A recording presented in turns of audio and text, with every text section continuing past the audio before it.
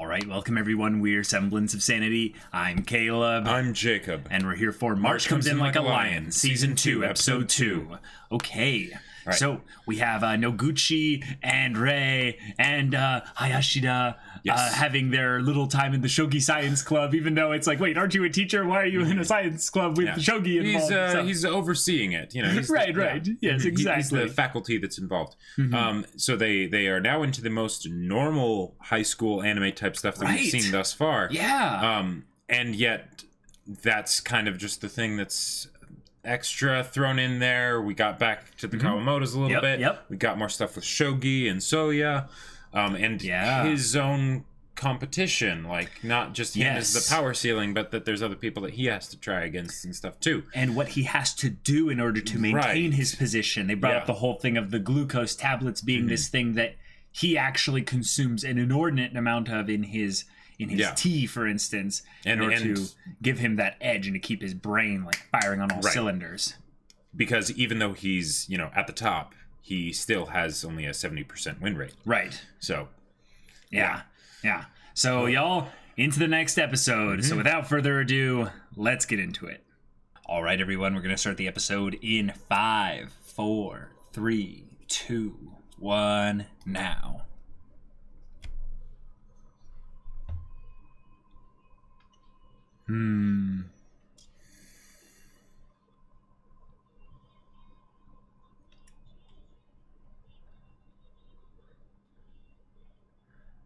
Ooh. You notice how in a lot of the OPs, they've had this kind of rainbow hue that's often in like the perimeter of like specific scenes there, but it's like a light refracting thing. Okay. So you haven't noticed that, or you have? Well, I mean, I've noticed the bright colors and everything, but... No, but like the rainbow specific thing, like... Yeah, but it doesn't seem to be like at the edge, does it?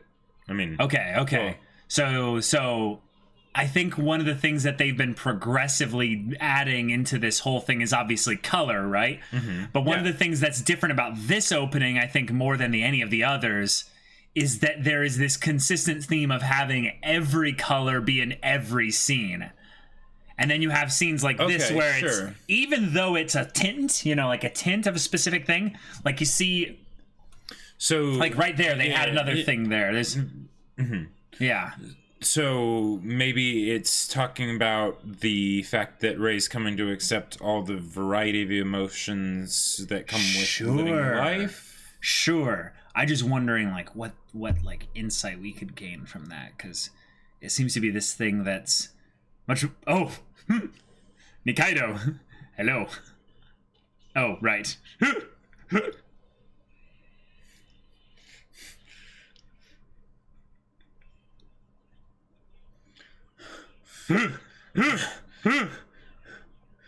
Oh boy.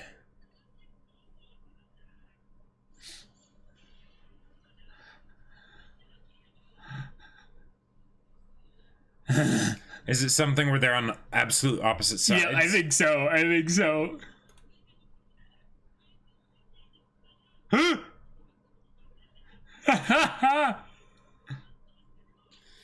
Yes. Right. Just like in a manga.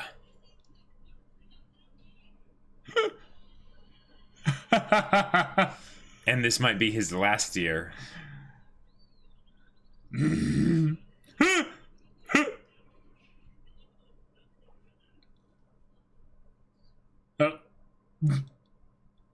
Okay.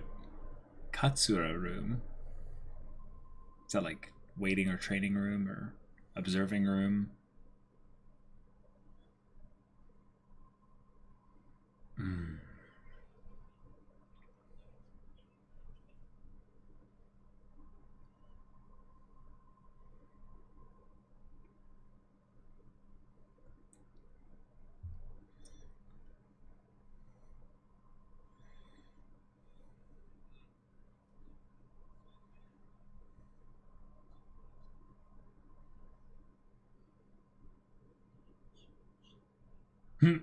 Interesting choice of words, huh?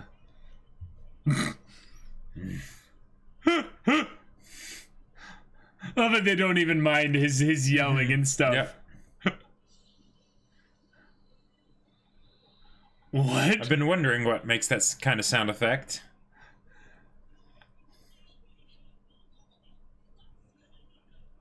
The mongoose and the cobra and...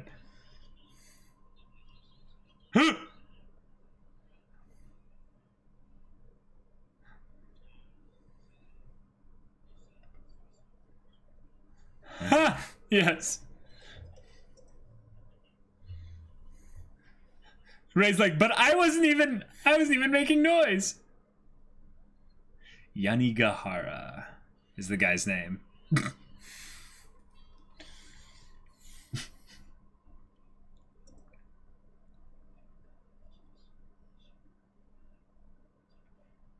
Nice.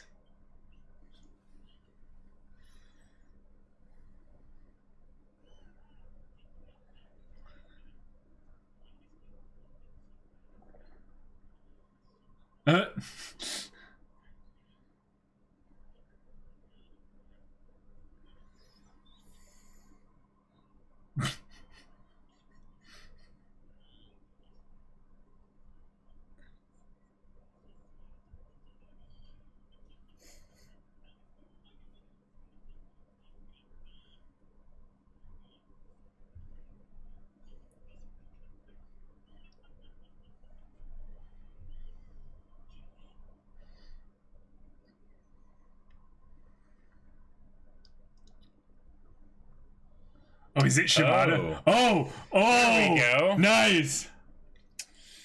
Wow. All right. Nice.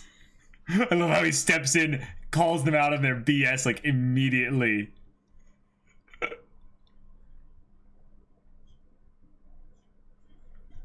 Oh.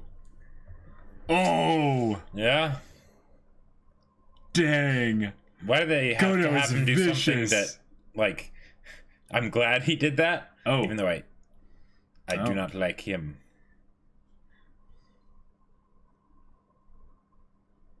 I love how Yanagihara kind of just shuts him up and like, hey, that's a bit harsh. And then it just goes right back to the game.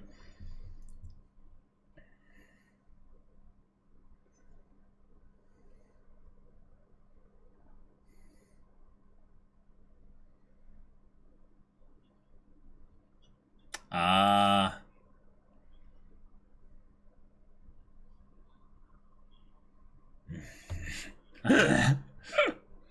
Yeah, what's Goutou gonna do here exactly? Like, beyond what he already did.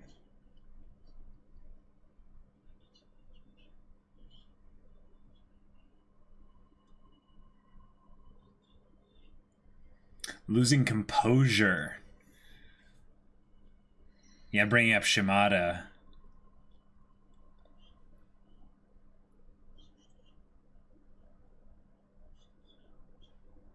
Right. Their identity is wrapped up in it so much. Uh-huh. Yeah.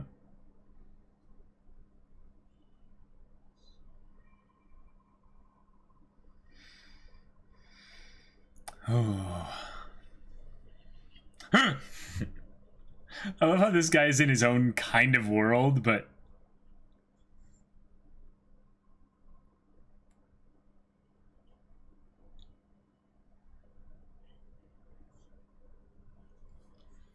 Oh, that's a good point.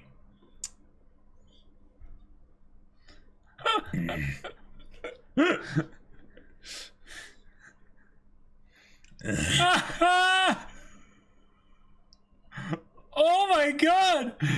The shade, just everything being layered in with the dialogue. It's so...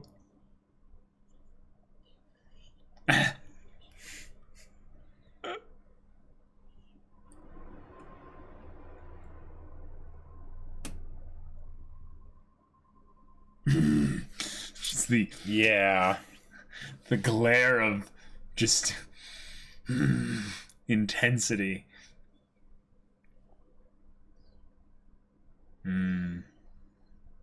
Oh.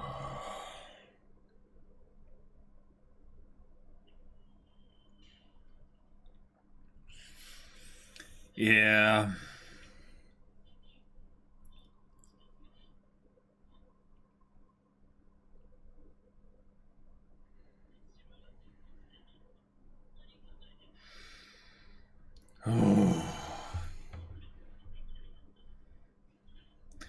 Wow.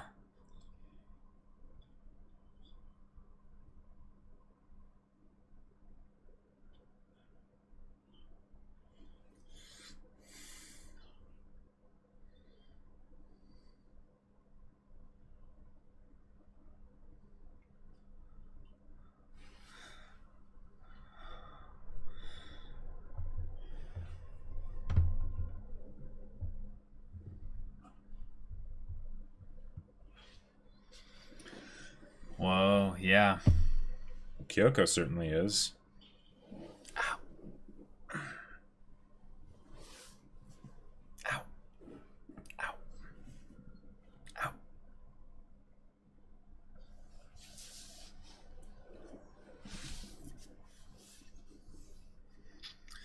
Ow.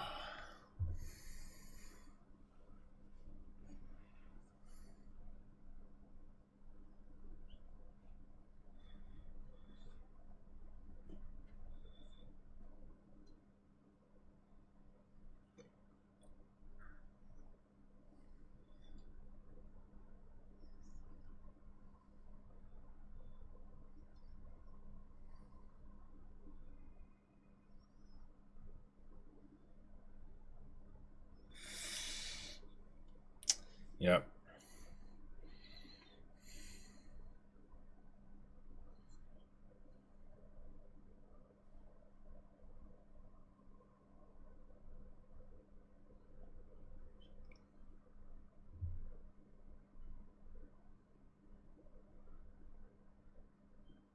Wait.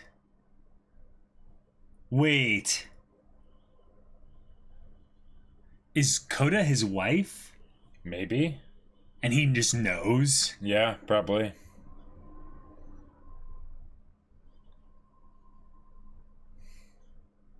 Wow,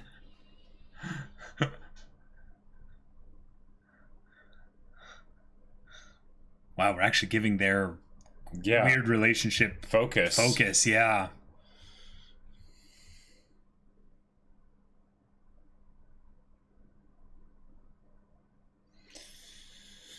Oh boy. A cold wind just blew in his soul.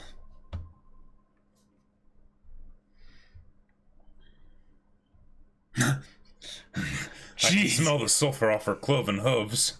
Oh my gosh.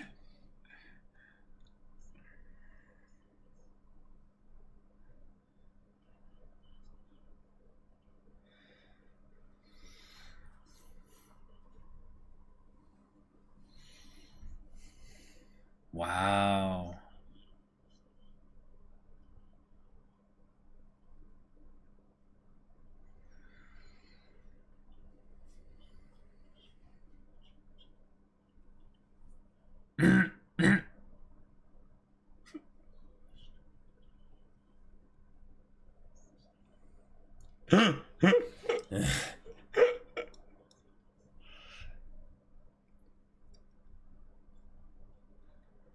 Wow. He's not even talking about that, and yet he's... The dialogue in this show is so layered. Oh my god. Wow. Well, and the characters, too. Right, the characters. So they beget layered dialogue, and it's just... Oh.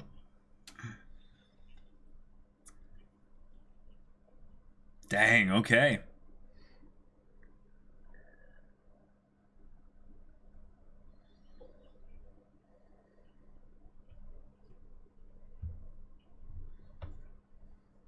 Cool.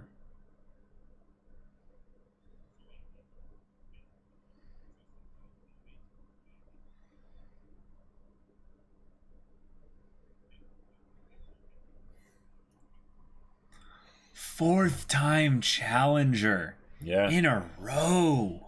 Guess when you get up to the top, they're hungry. Well, and those little, little bits, that doesn't really change much. You know?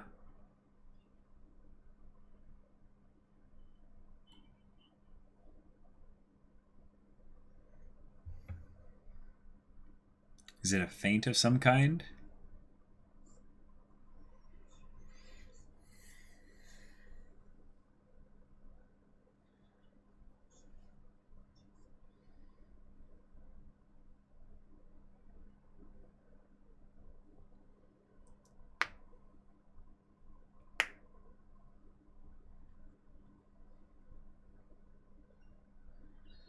Huh?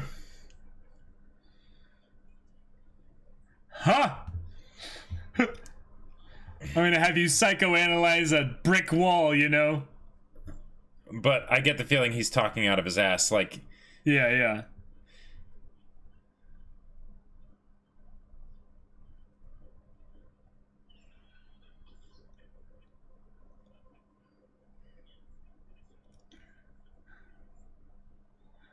Watch him be completely wrong.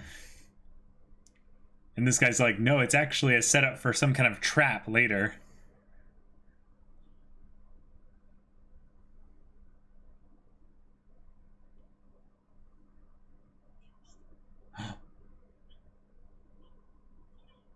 Whoa. Just a flat mistake. Or, wait, did Soya make the move and then he resigned? Or did he make a move and then resign? I think he made a move and then resigned. Yeah. He gave up Sente or something, basically just...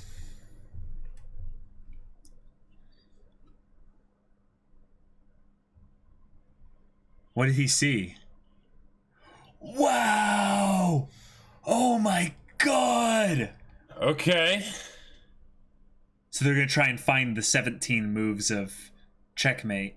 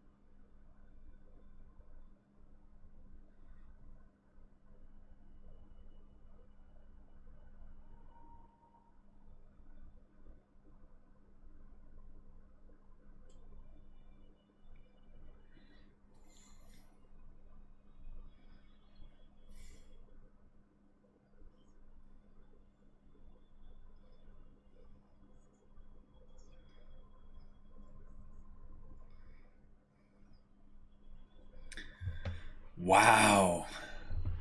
Omae wa mu shinderu.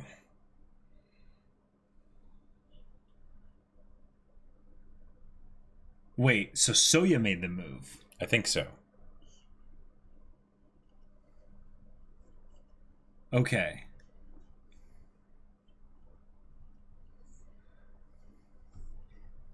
Honorable. Okay. Yeah, he's so cool.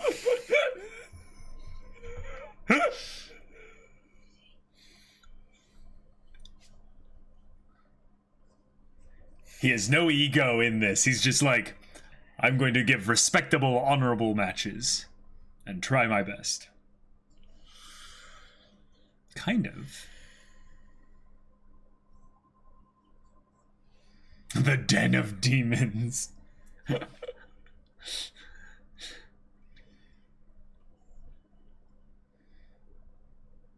Resolve. Sure. Or maybe in a way, ego.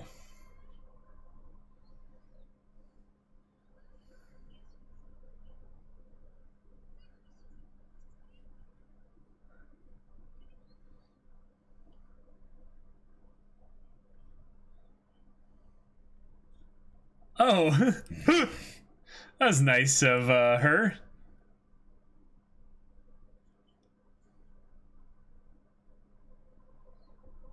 Interesting.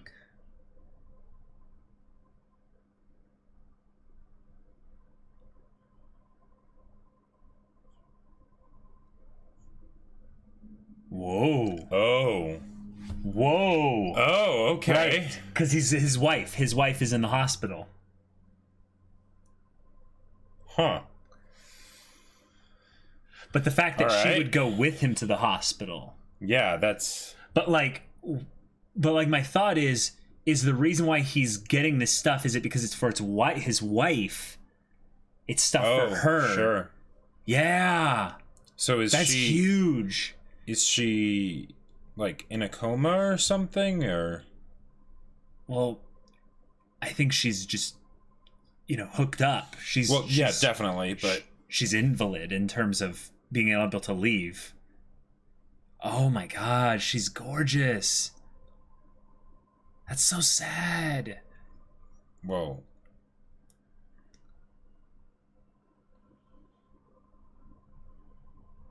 Just that he feels so helpless that he's going and frivolously, having an affair with someone else. But he feels so lost and unable to do anything about it that he ends up making, mistakes with.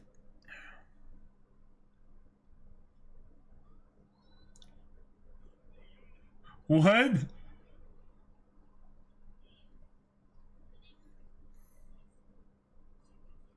Ha!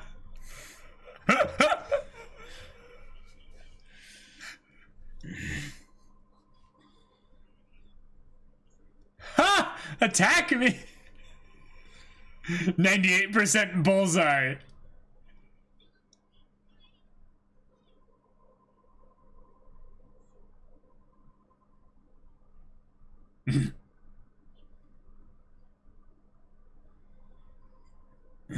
He fell for a trap. Too easy. Yep. Wow.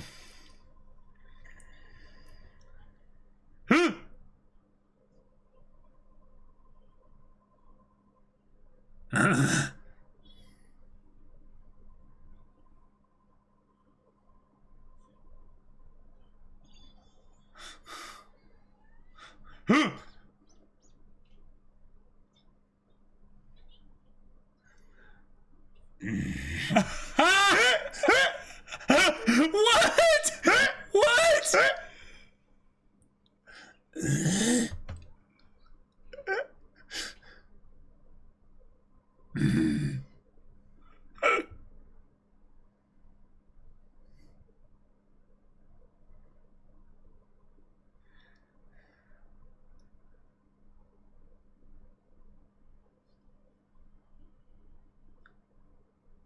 Wow. That's how fast he was out. Baka. Yeah. Oh boy. Life is complicated. Yeah. Wow. How quickly they made us kind of feel for him. Mm-hmm.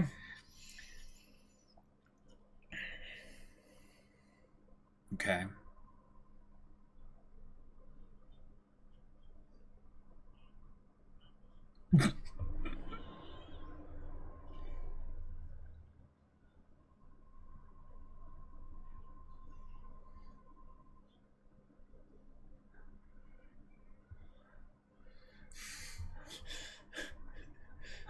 He just punched the wall? Yeah, I think so. Oh, he kicked it! Again and again and again. So that's how he stays calm. Mm-hmm. He releases all that frustration on inanimate objects. After promising that he would be back the next year. Yep.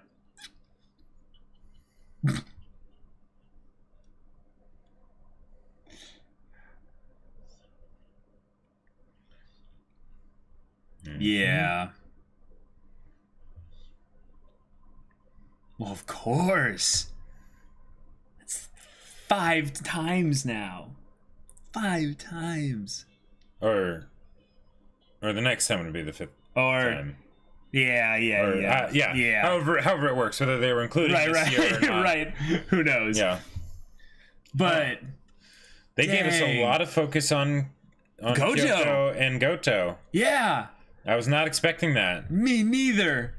But it's something that we had been told a long time ago, that his wife was in the hospital, and that was kind of the excuse that she gave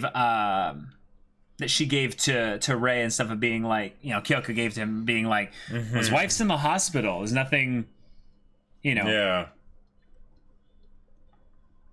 Yeah. Yeah, it's such a tonal shift, though, from everything that we've seen from him so far. Oh, like Fox Cat Girl kind of stuff. Yeah. I guess it was Cat Girl, yeah, but just like they're trying to make this comedic, I think, because the heavy aspect of this is that when someone deals with basically the loss of loved ones, you kind of see how this ties back to Ray. Ray, the one that lost, all of his loved ones, he's currently in the middle of having the slow, dragged out, draining thing. And we have had experiences where that has been a thing. And it's not like the exact same, but yeah. This was an unexpected episode. Yeah. So we got Kyouko and Goutou focus. Uh-huh. Okay. Sure, okay. And they humanized him a lot. A lot. Like he's just tired. Yeah, and okay. Yeah. And the humanization and everything that they're giving to him is well placed because it always seemed off how villainous Goutou seems to have been set up. Like he was straight up like we were calling him Lad Rousseau, it's like Vlad Rousseau, shall we say, is not a character that you would want to be compared to. Or even realistic. Or even realistic, but especially you don't want to be compared to them when you're a character in a drama, in such a down-to-earth drama like this one. Yes. So the fact that they're giving them this characterization and stuff is fantastic. Yeah. But it's like sidelining me out of left field, because this is the second season. We've had two cours already. We've had Goutou around for a while, even if he didn't have for one cour. Yeah, really. He didn't really have a lot of presence for a long time, But just the fact that it was so long ago when he was introduced, and now we're getting characterization that's so contrary to how we originally saw him. Wow. I would say what it is a little bit of the protagonist perspective syndrome, where we saw him so much through Ray's lens that they basically had that little flashback scene to showcase that Ray, are you God? Do you have the ultimate perspective on good and bad? And do you get to decide all those things? And then he had his little Narodor, I see. And then we have this thing where we are reminded, because it was a little bit of a reminder for me that yes, his wife is in the hospital. Him going to get that stuff is for her sake. Right. Because, it's something that he can do as being this kind, caring husband for her. But it seems like it might have just been that she was asleep and she didn't wake up when he came in, or that she's been asleep for a very long time. Yeah. And that's... Yeah, there's no way of knowing. Yeah. It's something that's really chilling, because another thing that they also very much established here is that in the same way that Ray has been taken advantage of by Kyouko in the past, Kyouko might be kind of taking advantage of Goutou. But the thing is, he's obviously an adult. He has... Right, he can make his own decisions. He can make his own decisions and stuff, and there are things that he can do if he really didn't want her around. What I would guess is that there was some mistakes that were made on Gotou's part, some indiscretions that were had, right? Yep. And Goutou tried to then, because the thing is that he's made an effort to push Kyouko away. Physically, in some cases, she just keeps coming back. She just keeps coming back. Yeah. Now, the fact that she keeps coming back means that there was a point when he wasn't pushing her away, right? Yes. Naturally.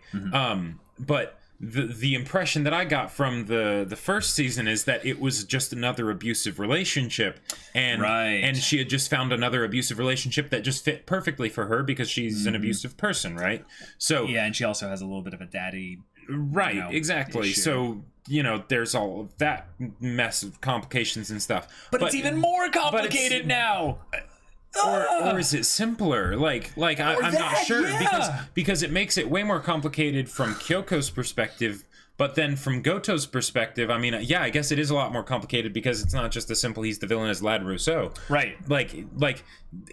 Even the whole thing of him beating the crap out of Ray. Now, should he have done that? No, but it almost feels like he's that is a result of all of not some deep-seated rage and how dare you say anything to me, you imbecile or whatever. Yeah. But it's I am at my wit's end, and I have been for a very long time, and I've been making a lot of mistakes recently, and I don't like that I've been making those mistakes, and because of that, I start making more mistakes, and he's spiraling. He's spiraling down, and this is something that ties back into what they showed with Kumakura, where he released all of his frustration, kicked the wall in. Yep. We have another expert shogi player who's been kind of burned out in terms of the mental and emotional exhaustion, not just from maybe the sport, but also the home life stuff that's actually killing him and wearing him down. Yeah, and they're drawing direct parallels to Ray with Goutou. Yeah, with Goutou, and they started doing that in one episode. I never would have expected that. And if they were to try and do something like that, I would have expected they would have done it a lot more with Kyouko, maybe a little bit with Goutou by proximity to Kyouko, but that's at the absolute most, and even then it would have been over a long period of time. Whereas here, we're getting like slice of life home drama stuff with him trying to do what he's trying to do and her trying to basically be with him and stuff, but then also trying to comfort him, and the idea that when that the whole thing of him just collapsing and stuff and then he basically just doing the thing of just stop. I can't spend energy on you right now, not to make you go away, not to whatever. Just fine. If you're gonna be in here, then I'll manage to get your hands tied up so you don't try anything on me while I'm asleep, and then I'm just going to just pass out. And that, but still, when and the fact that it's when he was fully asleep, he didn't snuggle up next to her while he was awake and then fall asleep. That after he was asleep, he then rolled over and snuggled up next to her, which is a thing of basically showcasing that he wishes his wife was still there with him, right? And which is just like, wow, okay. Do you want to know what he's engaged? Do you want to know what that also is like? I'm gonna go like next level, like meta knowledge on this. Lost his daughter. No. This is a little bit more based in what we were actually shown. Yeah. He has a very sensitive nose. Oh. So here's the thing. He can't go into that shop, right? Because it makes him sneeze. I actually have a dad. Our dad has a very sensitive nose as well, and he freaks out about that kind of thing. But the thing is that makes it so that the very most subtle smells he is instantly aware of. So when he comes closer and nuzzles his face, his nose even into her smell gives him a sense of peace, gives him a sense of comfort and relaxation. And we don't know if that's something where it's just because of he actually does depend on Kyouko a lot, or if it's something where in the same way that he's kind of a shoe-in for the love that she never got from her father, right? The daddy issues and all that. Yeah. It could also be something where he misses his wife, right? Yeah. And Kyouko, the moments of indiscretion came from it being a, you are the shoe-in, basically. And yeah, that's a whole lot of complication that I did not expect for them to get into. Just a whole other thing. And we already have all this other story with all these other characters going on. We're like, the Kawamotos here's another thing and everything, and then here. Interpersonal drama, hot potato. Take it. Well, and also it's something where because it's not so straightforward, then it also goes to show that basically Ray can have some growth to do potentially. Sure. Seeing that things are not always so black and white, and basically not being merciful. That's not the right word. But basically, not being quick to judge, I guess, or realizing that everyone has their own issues and their own problems, and kind of accepting of their own zigzaggy path that they need to take to figuring things out. Remember how I said the rainbow thing? Seeing the spectrum of beauty in everything. Sure. When you look at something and you see it for the first time, you are seeing light reflect off and stuff, right? But when you angle it just perfectly, sometimes you can get that blinding flash as the brilliant light that's being angled at it just hits you just so. Now, it has to be a strong enough amount of light. Right. But sometimes when you do that, you can see the full little mini circle rainbow spectrum of beauty, of something gorgeous in there. And Goutou is pretty low on our like beauty list of characters in this show. We've got Momo in the S tier, like way up near the top. And she reigns with floof. Yes. And then we've got Hina and Akari and Hayashida, and we've got all these wholesome characters and stuff up there. But even the people that we would instantly kind of judge as being the scumbags, and the we have dirtbags, and we have absolutely. Yeah. There's something beautiful about them because they have a life. They are human beings. Yeah, it's the pain and the struggle and everything, and the fact that the thing is that the rainbow stuff doesn't just apply to Rei. Right. It applies to everyone. It applies to everyone. And the thing is Kyouko, that Rei won't... Goutou. Exactly. And there's certain people where Rei can see it, and there's some people where he can't. And I'm not just talking about Goutou. Yeah. I'm also talking about the Kawamotos. Because when he interacts with them in a very particular way, and he only sees one particular side of them because he hasn't been allowing them to basically be vulnerable with him in the same way that, the whole conversation with Hayashida in season 1, right? Right. So, if that's what they get at as the motif and theme for this season, then awesome. When people were talking, seeing new sides to new characters and to previously existing characters, some new characters, but new sides to characters. Right. Because when people were saying that like the second season was absolutely amazing, I'm like, okay, and I'm thinking like, and this was back when I thought that it was just one core, and I was thinking like, okay, what exactly are they going to be doing? Okay, focus on the Kawamotos, maybe Kyouko and stuff, and hit some more like milestones as far as the growth and healing of the characters, right? Right. Because that seems to be what this story's kind of about. And then there's the shogi stuff. Yeah, and then there's the shogi stuff, right? And since that, we got a bunch of stuff in season 1 with shogi, then okay, it's probably less shogi stuff. But the fact that it's 2 cores, they still seem to be using the shogi very well, but it's more in parallel with stuff that's happening because it's showing the struggles of the people in their daily life with shogi. But then there's also the daily life struggles with the people outside of shogi. So maybe it's not so much going to be like milestones that are reached as far as growth with the characters, but rather just unveiling different sides of the characters. And maybe the thing is, I don't know how the characters will then interact with each other, because there's certain obvious ones like okay. Certain obvious ones. Goutou and Kyouko, that's an obvious character interaction, right? But when I think about like say Rei and Goutou, or or Rei and Kyouko, that's a bit more clear. But then like say Kyouko and the Kawamotos, like what are they going to do there once they get past that immediate like character foundation that we've gotten so far? Right. What do they do? Right. One of the things that this show has done in the past, specifically in, I would say, some of the more blended stuff where they brought shogi and character development, I would say, really well together, was with stuff with Shimada. And one of the things that they can do with this here is primarily because Goutou, for instance, is a shogi player and a high-quality shogi player. Yeah. He might be on a downward spiral himself because of his personal life and stuff. Sure. What they can showcase is when adversity hits outside of shogi. In some ways, dedicating yourself to something that you can see meaningful progression in allows you what Rei sensed in Kumakura. Basically, that thing where they can separate properly the emotional kind of growth, frustration, and maturity kind of issues, basically, with the sitting down and basically focusing. Okay. So right now, what I think is the issue with characters like Shimada is Shimada has so many problems going on within him physically and emotionally and all this other stuff that he was unable to fully separate the two. Okay. Kumakura here had an emotional frustration release, but the thing was it was entirely separated from his entire shogi experience. Basically, once the cameras were off. Yeah, and then he went back to his apartment. Then, and as dysfunctional as that particular method is for resolving it, the way in which he used that method to resolve it was very mechanically sound. And functional in that sense. Right.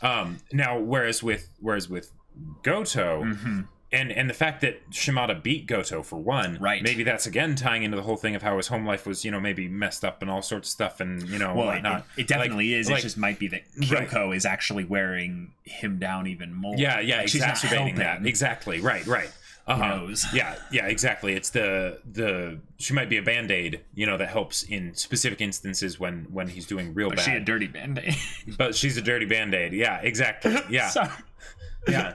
And she would expect for there to be all of the insinuations of that. She would basically say, "Yes, I am a very dirty band-aid. Rip me off." But anyways, so now with what they're doing with Goutou, I don't know. Like I just don't know. It's good. Like it's good, yeah, because it's the conflict. It's the human heart in conflict with itself, right? Which is.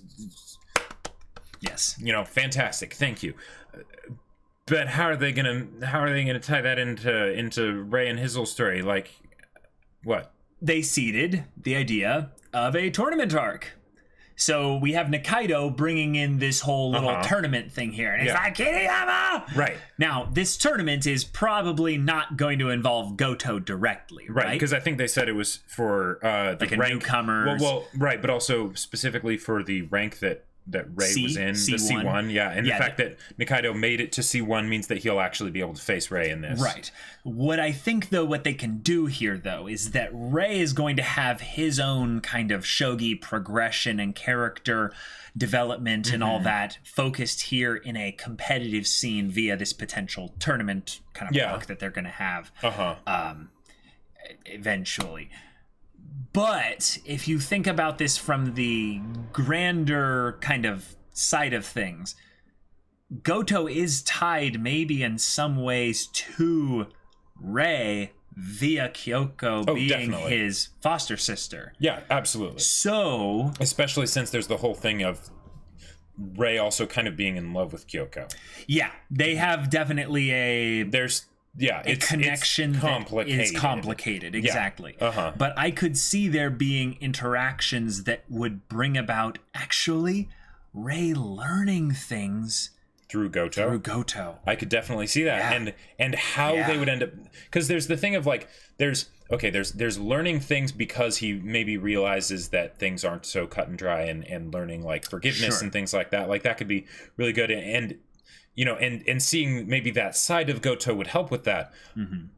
And that's one thing, right? That's learning sort of in response to Goutou, right? Right. But learning because of Goutou, where like Goutou actually maybe teaches him things. Well, okay. Not necessarily I'm not meaning like Shimada. I'm not meaning like Shimada. No. Or I'm not talking about shogi or things like that. Right. You're talking about primarily character stuff. Yeah, because the things that he was saying to Ray were coming from a place of definitely of hurt and things like that. Absolutely. But so while it might not have been 100% good, and but there was stuff there that Ray could have basically gleaned from, right? Yeah. Kind of like how he kind of chewed out the two kids who were talking smack about Shimada and basically saying like, you guys who aren't even going to be in a title match potentially in your entire lives are giving Shimada this crap. That like anything about this, and it's like. Shoot, like he basically was giving them a curse in shogi, basically. And I love this new guy Yanagihara. He is basically like this Iroh character who just sips tea. He's in his own world. He plays a board game with the little pieces and stuff, and he's just like, bro, that's harsh. What are we gonna do about this mood here, Smith? And so it's just like I just live here, like that line from Goutou. Yeah. I hated and loved that line so much because here's the thing. Yeah. Goutou, they very much made in the first season to be just about as unlikable as possible. Pretty unlikable, Like they literally upgraded Kyouko. Right, exactly. By bringing him in the unlikable factor. Like, let's have someone that's even less likable than Kyouko, right? And then with that line, it's like, oh no, stop this, stop this. I'm starting to like that. Because like, okay, I love villainous virtues. I love villainous virtues, right? And that's one thing, and you can keep it with that, and that's okay, right? But then the thing is that once the whole Griffisu did nothing wrong thing exists because once you throw in a villainous virtue in with a character, then it can become a slippery slope for good or bad, right? And in this case, they used it for good because, you know, built him up to be so unlikable here. And now I find him more likable than Kyouko. Like I'm Same. Like, Kyouko, what are you doing? Like, right. Get your own shit together and stop, you know, screwing up his life even more than it already is. Not to say that he is not, you know, did not play his part in all of this. Yeah, he's not innocent here. Yeah, exactly. Yeah. But it's one of those things of like, there was a book that I read where it was this character and this kid basically with his dad, and there was this other person that was just this asshole, right? But the dad never talked bad about this asshole, right? Even when he was an asshole specifically to the dad and sometimes to the kid, to his kid too. And he basically said, 4 kids with like, you know, and his wife has cancer, you know, like, and it was like, how, you know, I'm not saying he's doing things right, but you know, how many of us could say that we might have ended up like him too if we were in that situation, you know? And it was this thing where it was just like, oof, yeah.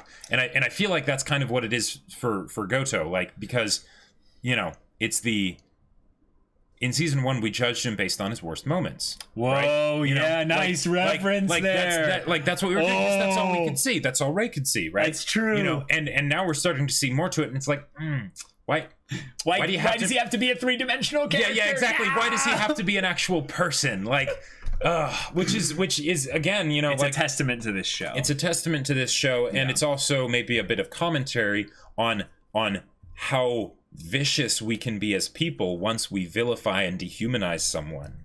You know, like, because we see one thing and maybe we don't get the full picture, and suddenly, you know, this bitch needs to die. But then you have these characters. I gotta shout out Yanagihara though. Yanagihara at multiple points was basically this Zen balance character.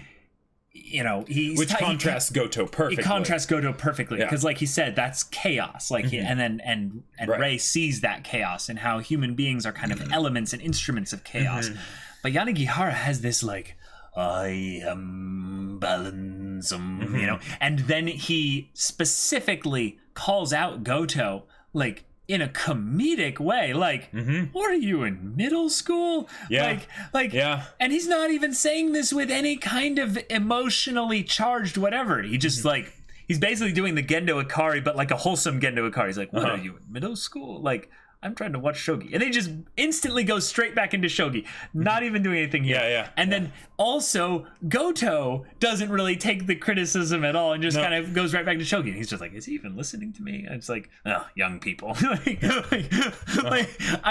I loved what he represented in this episode because he held the room in this sway, and when people tried to bring their chaos into the room, and they're like, nope, and he's just like, wax on, wax off, just whoosh, whoosh, whoosh, whoosh, whoosh. And Ray, in some level, you could feel at multiple points in this episode the chaos boiling up within him. Oh, absolutely, and him wanting to do something about it, but that's just not who he is. He's way more passive just in general, and in some ways has a lot more that he has to think about before he's willing to act on those kinds of emotions and stuff. But not because those emotions aren't there, but like you said, because he's usually not willing to act on them. But then there are the points where he is willing to act on them. But the thing is that because he's not used to that, does he necessarily do that in the best way? Right. And then we saw how he did that in the past with Goutou. Completely understandable. Like, I mean, because come on. Yeah. You know. Like, maybe more of us would have done it because we would actually feel more confident about this old guy punching us. You know, we'd be like, yeah, this old guy, I could take him if I chewed him out in public and he went swinging at me, I'd be like, I can outrun him. Or if at any point that he does start swinging, hey, congratulations. It's on now. You just upgraded this. You just, yay, you managed to beat up a 15-year-old kid, you know, like. You feel like a big strong man now. Yeah, you'd win the moral argument in that regard. Yeah, you kind of like asking them to beat you up because it's like, oh, I've had this dream. Because it's the thing of I already have the moral high ground on you because you're like, what are you doing with my sister? Right. And then you're gonna try and right. But then that's the thing. When you get up on the moral high ground like that, and all you're doing is yelling, and you become a little blind to your actions and what they actually are doing. And not to say that Ray was necessarily doing that, because from what we saw of what he did, I would say it's completely understandable, very valid. And very valid, right? Yep.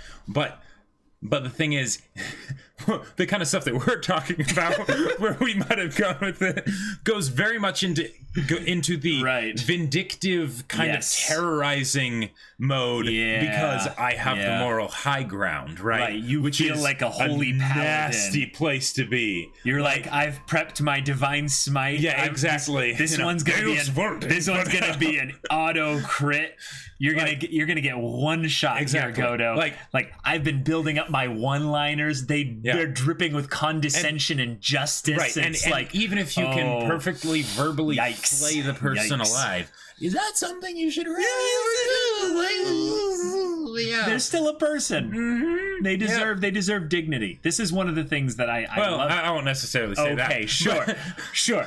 I still think that Yanagihara is the example about how you handle people like that. Yes. When someone brings their chaos into the room, you do not have to let it control and sway you. Exactly. You do not have to match their chaos with chaos. He's Zen monk, just like, I will not be moved. I will laugh a little bit at your silliness and immaturity, and maybe like, tut.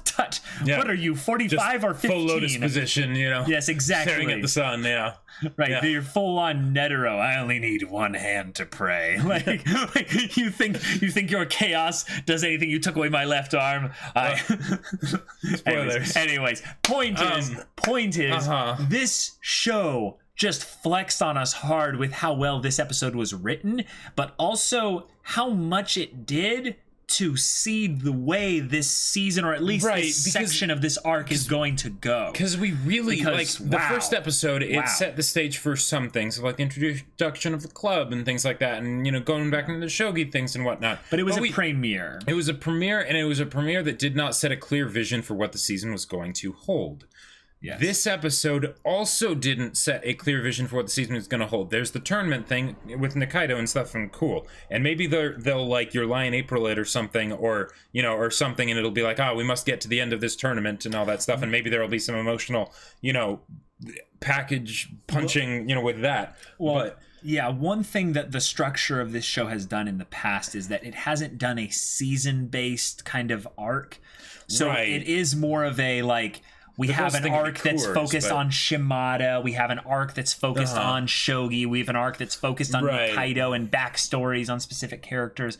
We had Kawamoto section stuff. We had Kyoko section stuff. This was more theme stuff for the season than actual this is the story that we're going to embark on. Which makes me very excited, because when a season, this show knows how to focus on the characters and the themes of the show. It knows how to do that very well. But the fact that they're doing that here, I'm still a little bit surprised, because I feel like with season 1, because of how it established Ray as the main character and everything, it was very clear that, okay, this is the journey of Ray's healing.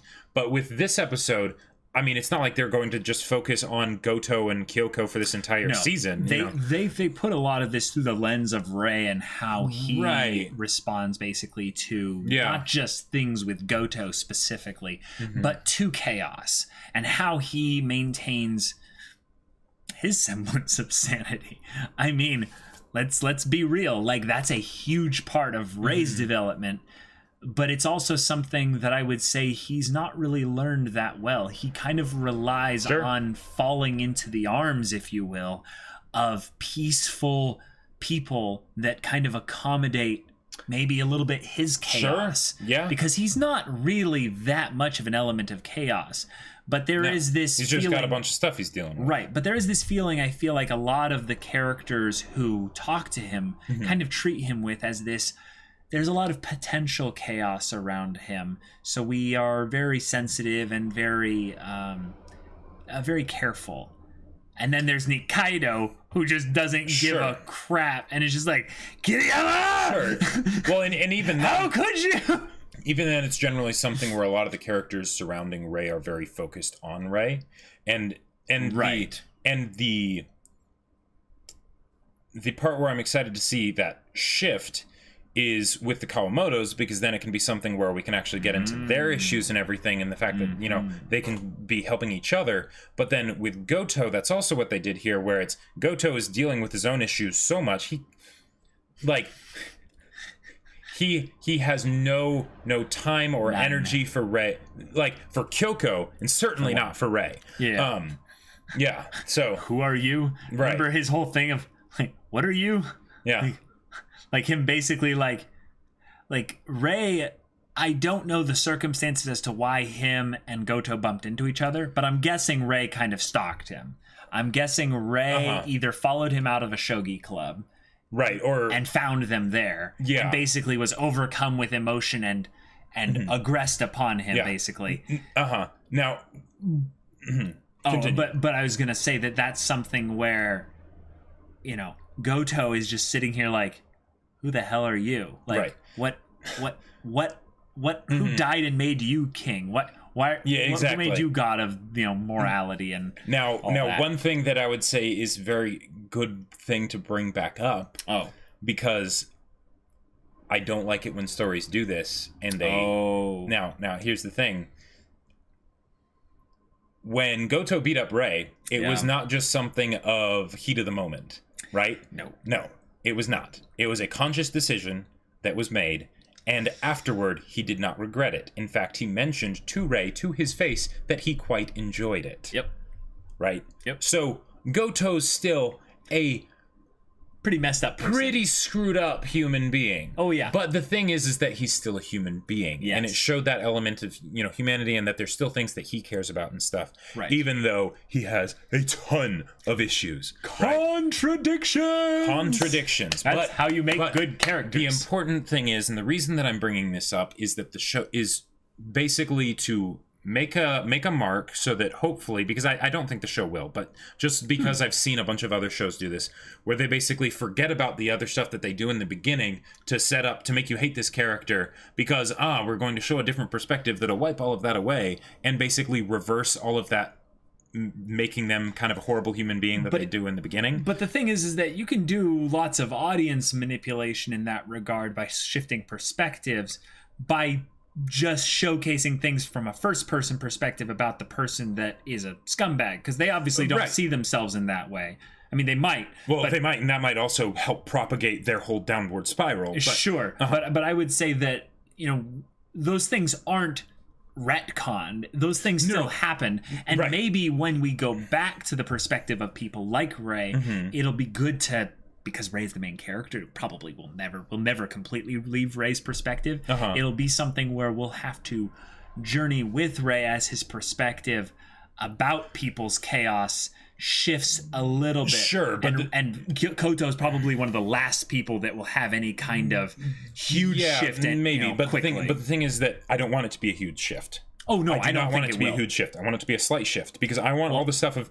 Because the thing is, I want all the stuff of him being, you know, a violent asshole and all that stuff. I want that to remain. It is, like, it is remaining, and I do believe it will be, right?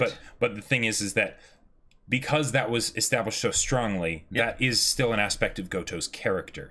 Because it's those flaws that make people human, as extreme and ugly as they may be, right? Because that's what makes the contrast, the contradiction, that they still have. They're still a human being that cares about people and has struggles and, you know, and everything. Right. That's what makes it golden, right? So, Yeah, I would not be worried about that. I would not be worried about that. I think that the large change in what I'm talking about here is just a sequence of small changes.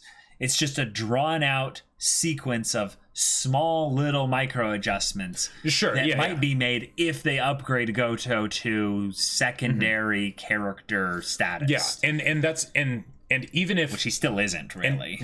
He's still a tertiary character. And even if March doesn't fall into that trap, then I would say having that flag out for that is even more important, because then it goes to show that they did it and they did it well, because like it kind of makes me think of like the way A Silent Voice handled some of the side characters, where it wasn't that everyone ended up being nice at the end, but that everyone basically came to terms with their own ugliness, right? And so most of them, most of them, yeah, Kawaii, she's still, but the idea that all the ones we cared about. And there's more of that stuff in the manga for for people that want to get that. But but the point is so that way we can see that it is going the extra mile and doing the things that a lot of stories don't do, because a happy fluffy ending does not necessarily mean a good ending in all of the perspectives, right? Yeah, and I don't want Goutou to have a happy fluffy ending, but I want him to have a good ending, if that makes sense. Okay. Kind of using nondescript, language, but yeah. So in summary, I think this episode has a lot of the tenets of what will make for a ridiculously good season. I am, like Jacob, curious about where the next arc of story will be focused, because they could do this episode over and over again with just like different characters, and it would be fantastic.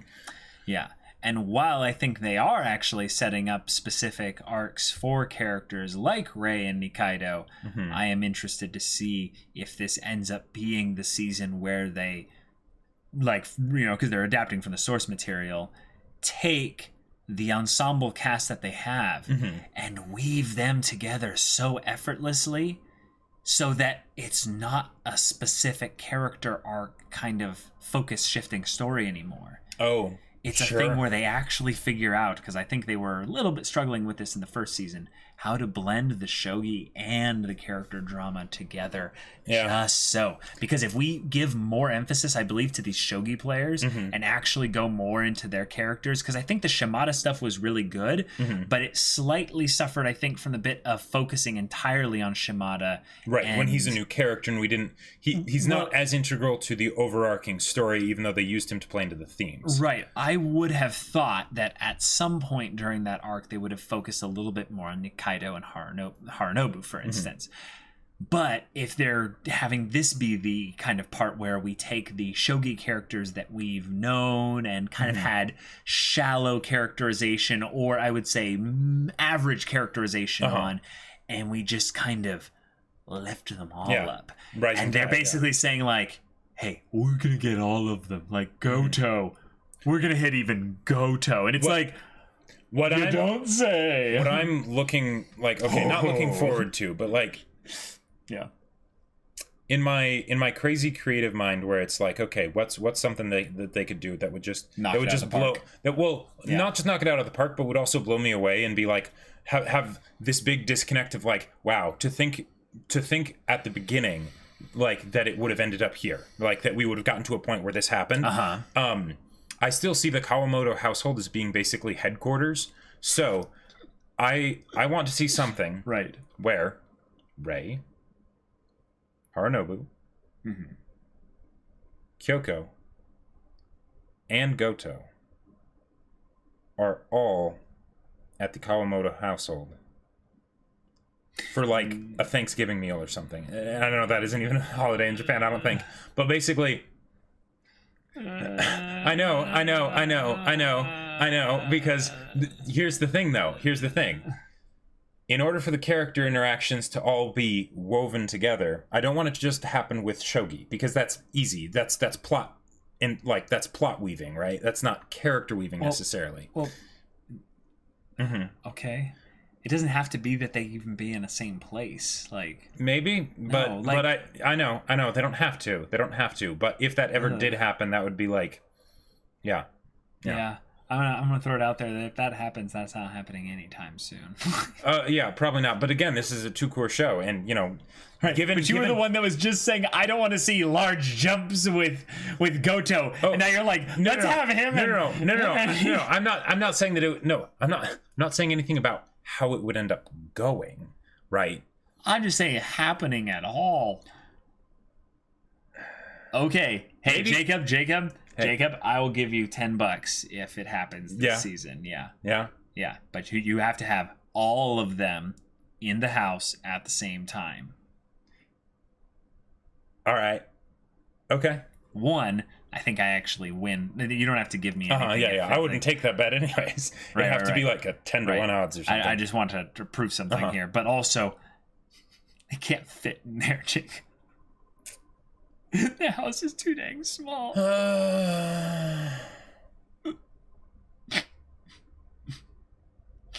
So let's recap.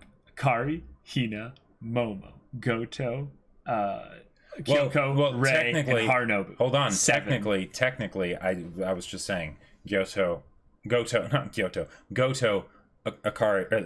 Goutou, Kyouko, and Harunobu and Rei all being at the Kawamoto's house at the same time. Yes. Who of the Kawamotos are there all at the same time? No. I'm saying that all the Kawamotos have to be there. Okay. In order for me to give you the thing. All right. And you have no risk in this, so I know. If it happens, then hey, you get the $10. Because the thing is that given that they basically in this one episode kind of turned Goutou on a dime of it being something where he has his own struggles and stuff and might have his own arc that he goes on. Well, we knew about his struggles. Well, we just never got actual focus on it. I would say not really, because before this we didn't know how he felt about the fact that his wife was in the hospital. No, we did not. But we could assume that on some level the reason why he was sleeping with Kyouko was because it was convenient because his wife was in the hospital. Sure. So we knew that on some level. But with how Goutou was, I was holding it loosely in my mind of how she ended up in the hospital. Oh no! See that I would not have been too surprised. I would not have been expecting it, but I would not have been too surprised. So the fact that they did this, I would say. If I remember back. Yeah, if I remember back to when I was first hearing about the stuff that she was in the hospital, what I ended up thinking was that basically he had given up on her. And that was why I thought he was a scumbag. That he basically was like, no, I mean, I'm not gonna get anything from her, so I'm gonna go for young hot girl. It's like that was my level of scumbag. I wasn't going into the endeavor like I put her in a hospital. I'm like, even though that's not what happened. It's not what happened, but I remember when people would make theories about that. Well, no, other people would make theories. And we still were questioning that, or at least I know I was. But the fact that they did this here with this episode, that's still a huge shift in the perspective that we have on Goutou. So I just think it's because it's a shift in the perspective that we don't actually have to look at it as being this huge turning on a dime thing. Like you were saying, he's still someone that violently accosted Rei. Right. And said later, but we humanized him based on the struggles. We now understand why. A little bit. Yeah, and the thing is that... But because it wasn't from Rei's perspective, I don't see it as something where we're going to get this, complete 360 or even 270 on him anywhere. Not in how he actually, changes or anything like that. No. But if the idea of Kyouko also getting some Kawamoto healing, just therapy of being in a warm, fluffy house, then I would not be surprised if it was something where, through some extenuating circumstances or other, I don't know, Goutou ended up there as well. Yeah. Even if it was just like even if he didn't actually go inside, but it was just like him picking up Kyouko from the house or something. I'm like not giving you $10. No, I know. But I'm just saying. I think that's more likely. That is more likely. The house has an aura effect. It's better if you're inside. It very much even does. Just passing by the house, Momo just kind of coming out and doing a little wave. It's still leaks the aura. Turn undead. Kyouko is just So we have confirmation she is a cat. And cats are dicks, by the way. Just in terms of, you didn't know, they're basically the pranksters that also think that you're their slave. So it's kind of funny to see that she's getting the Neko kind of treatment there. That was also very surprising of how cutesy they were making it all and everything. It's it was hilarious. It was adorable. It's I'm suspicious. Well, suspicious. Right. Mm-hmm. I gotta say, my head immediately went to, once I saw her hands being Oh, kind of thing. I'm like, like in my head, I'm like, and then I realized what was going on. Well, no, here's the thing. That's probably how Goutou got her to do it. Oh. It's not like he would instantly be able to tie her up and get her tied to the thing. She probably thought something else was about to happen, and then he just goes to sleep. Oh god, I love that this anime is so mature that they're like, oh yeah, that. I mean, she was like, going into his, into his room and everything, and being like, oh no, I'm inside. Yeah, yep. So yeah, if he starts taking out like a bed sheet or something and tying her hands up, she'd be like, ooh. And then have your way with me. Wait, why are you going to sleep? Right. What did you, for those of you that might not have thought this, what did you think attack meant anyway? Like,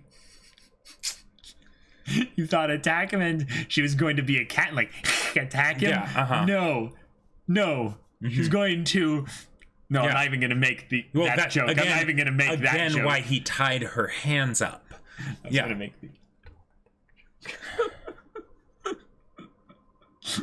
Anyway, this has been a really good episode. We did some serious discussion for this one here. Thank you all so much for watching to the end of this discussion and stuff. And for getting us to watch this show. Yeah, this finish the show in my case. This show has got some layers. Just a bit. So y'all, if you want to see the next episode's reaction right now, go check out the link in the description below for our Patreon. You can get an early access there, and any level of support gets you access to our Discord where you can chat with us about stories, or March comes in like a lion, or just whatever. And if any of that interests you, we'll see you there. Words. But until then, we're Semblance of Sanity. I'm Caleb. I'm Jacob. And we'll see you all next time.